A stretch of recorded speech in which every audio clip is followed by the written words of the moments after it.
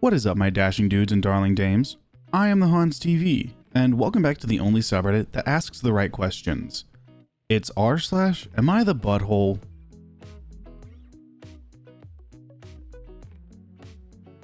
Our first post for today comes from Mindless Database 15. AITA for leaving the United States and bringing my newborn to my home country, India, never to return back without telling my baby's father, my husband. I'm an Indian woman, and a new mother to my little half-Indian, half-American baby girl. She's 6 months old. The day I went into labor, I learned that my husband was having an affair with our neighbor. She's only 22 and has a myriad of mental health issues. She and my husband started an affair after she got out of rehab. I had no idea that him trying to help her would involve sticking his pee-pee stick inside of her. It was a traumatic day. I can't mention much here, but to put it shortly, she declared she was 3 months pregnant with my husband's child and had an emotional breakdown. She fainted, and my husband left me alone in the hospital to take her to another ward. He carried her in his arms in front of my own eyes. He returned after a few hours. I had just given birth to our daughter. He took her in his arms, kissed her, and left the room. So 2 days go by, my husband returns finally telling me that he will have to move out because his mistress is emotionally fragile and he was the only person in the world who could support her. He supported us financially but rarely visited. His girlfriend spent a few days in and out of the hospital. It was a continuous back and forth of her hospital visits. She gave birth prematurely and the baby spent a lot of time in the NICU, struggling between life and death. The baby was also born with a host of disabilities and conditions, which would cost him thousands of dollars in medical bills. The last time he came to visit our daughter, he looked really distracted and emotional.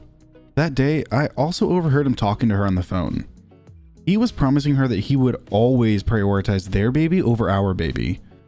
He also promised her that he would always love their baby over our baby because their baby was a product of love and our baby was a product of duty, passionate hugging. That day I called my parents back in India and told them everything. They told me to come back home. I don't have family in the US, and his family wasn't close to me either. I'm all alone. I came to the US on the fiancé visa to marry him. My former boss back in India got to know what happened to me and offered me a new position, telling me that she would love to have me back. Knowing that my baby would suffer in her father's house, I planned my escape and left the US.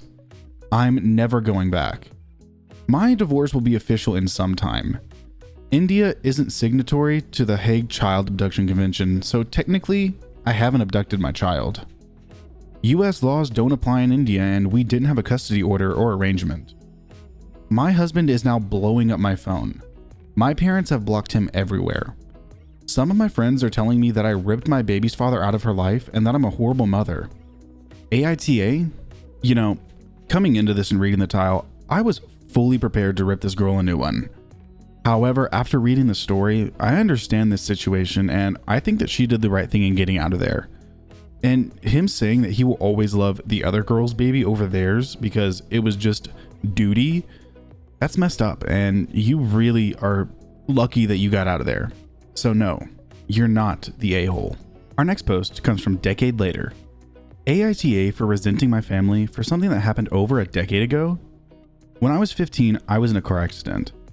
I was riding my bike on a new bike lane that my city had installed, and a car hit me. I ended up having to go to the hospital.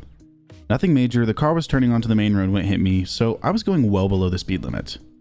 But since it was a car accident, I was forced into the ambulance and shipped off to the hospital to get x-rays. Since I was a minor, I wasn't allowed to be released from the hospital without my family coming to pick me up.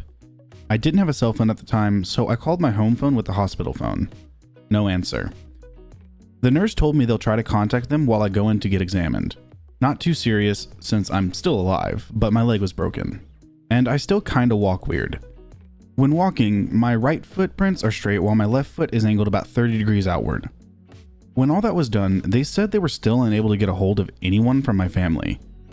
8 hours later, and who knows how many calls, the cop who showed up to the scene came back to the hospital and I was still there.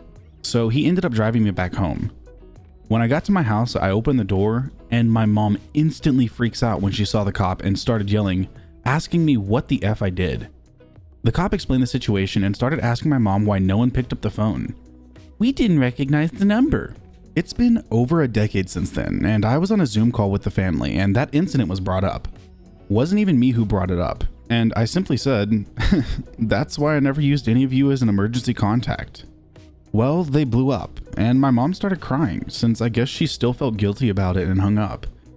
My siblings started saying things like, Jesus, that was over a decade ago. You need to let it go. Apologize to mom. She didn't know. She would have come to pick you up if she had known. Yo, even the friends I was with told me they went knocking on my door to tell my fam what happened.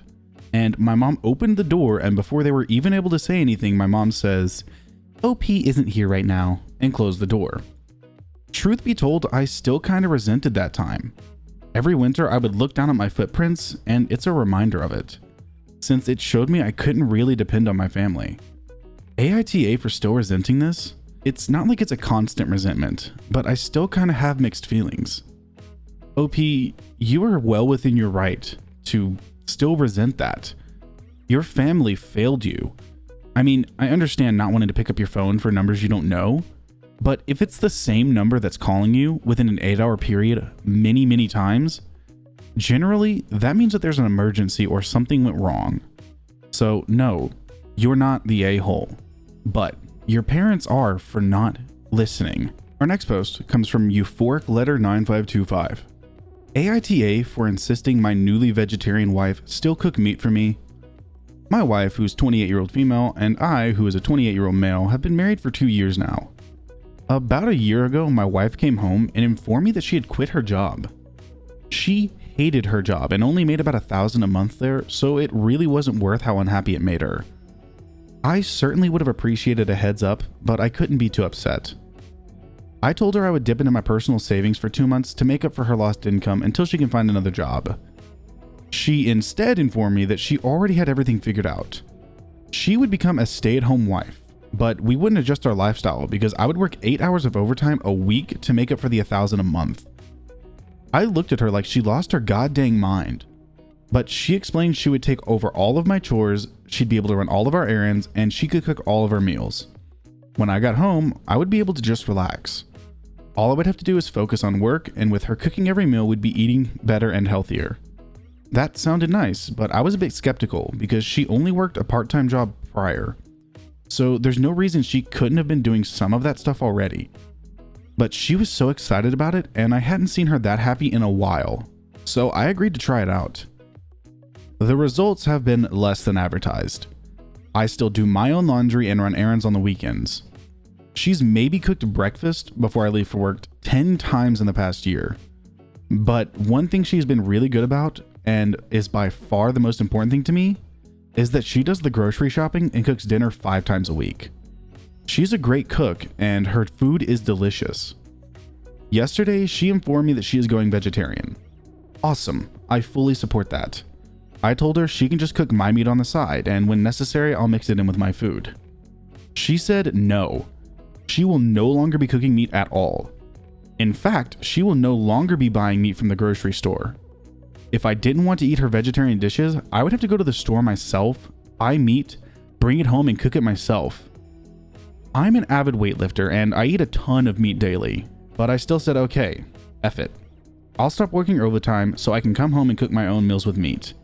And you can just go back to work to contribute to our household, because if you're no longer going to do the only thing you've been consistent with, then we need to end this arrangement. She began to cry and called me financially abusive and said that I'm holding it over her head that I make the money and forcing her to be my personal chef who cooks what I demand when all she wants to do is become more ethically conscious. I don't feel that way at all.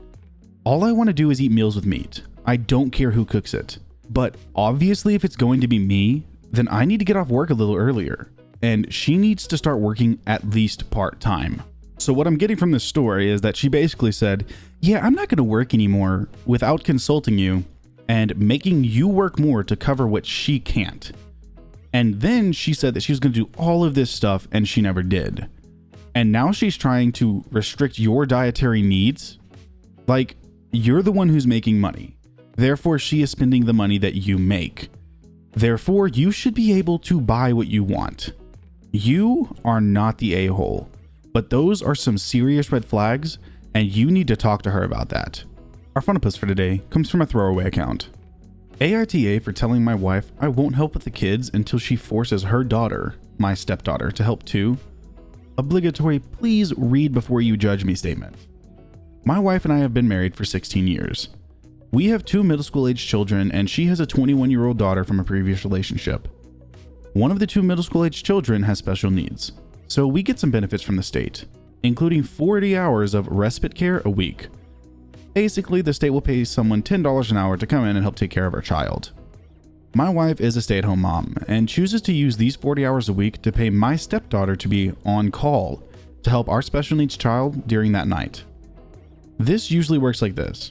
I put our child to bed, and when they get up in the morning, they wake up my stepdaughter, who changes their diaper and goes back to bed. Takes 5 minutes. In the last 5 months, our child had needed her during the night one time. In the meantime, I work 60 hours a week at job 1. Do some DoorDash deliveries in the evening, then usually do an hour of cleaning a day to help out.